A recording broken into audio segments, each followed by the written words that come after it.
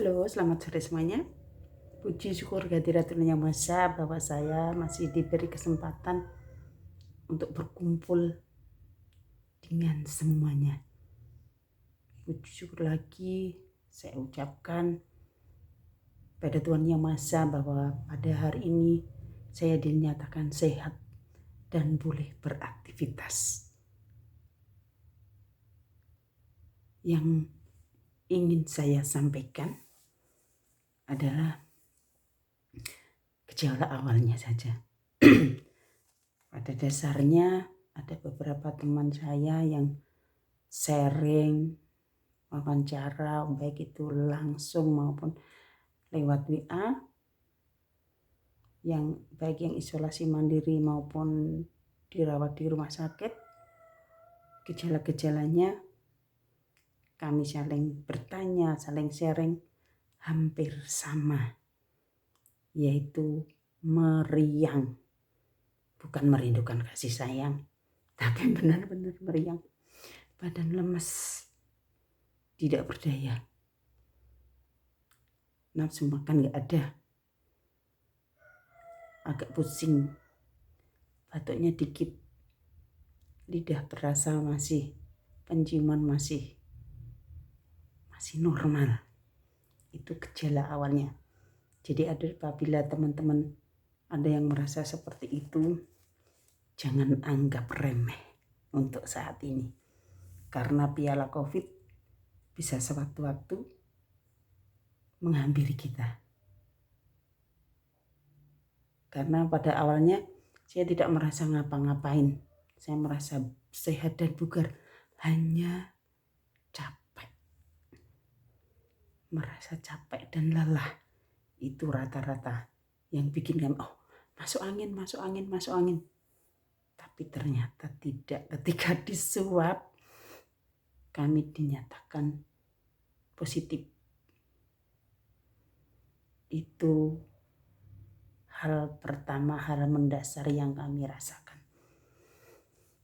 Nah, apabila teman-teman dinyatakan positif, ada beberapa tips yang akan saya bagikan.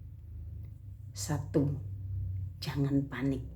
Meskipun secara manusiawi itu panik.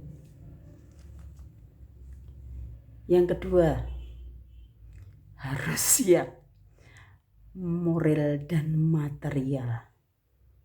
Karena secara moral kita butuh orang lain untuk membantu kita, memotivasi kita, mensupport kita, mendoakan kita. Yang kedua, materi.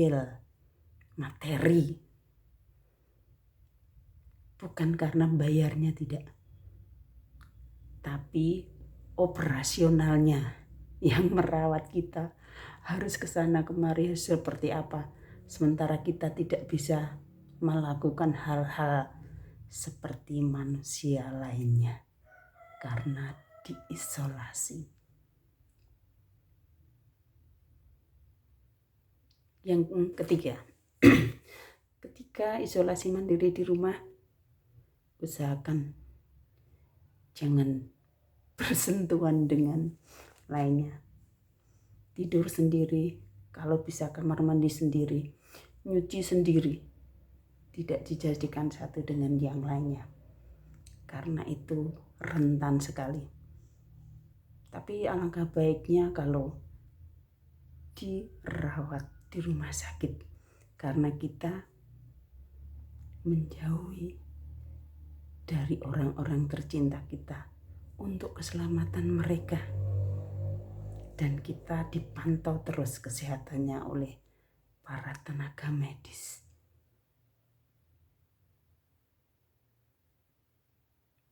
Persiapan kalau masuk rumah sakit, yang pertama harus menyediakan handphone beserta chargernya, karena kita bisa komunikasi dengan dunia luar hanya lewat handphone.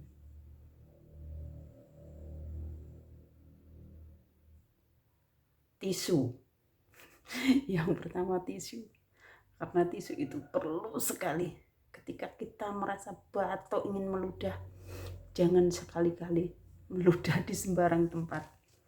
langsung ditaruh di tisu, masukkan kresek yang harus dibawa ketika di rumah sakit. 1 tisu kresek, tisu basah, kalau ada termos panas. 4, pakaian yang paling nyaman harus yang ada beneknya yang depan, karena apabila kita diinfus, diberi oksigen, para nakes lebih mudah untuk memasangnya. Minta juga pada keluarga, di samping doa, multivitamin. Itu amat penting sekali. Dan kita yang pasti jangan patah semangat. Ketika kita patah semangat, bisa berakibat fatal. Karena untuk melampaui masa-masa kritis amat sangat susah. Hidung terasa mampet, seakan-akan gak ada lubangnya.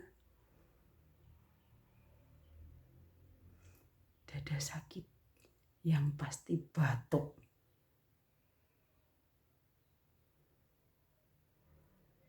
Itu. Dan yang paling sangat berarti bagi saya, ketika ada motivasi dari teman-teman di WA, di telepon, aduh rasanya support yang paling kuat dari orang-orang terdekat.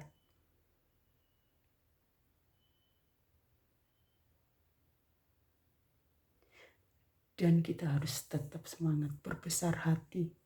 Kita berdoa, minta pada Tuhan agar kita diberi kekuatan, baik jiwa maupun raga.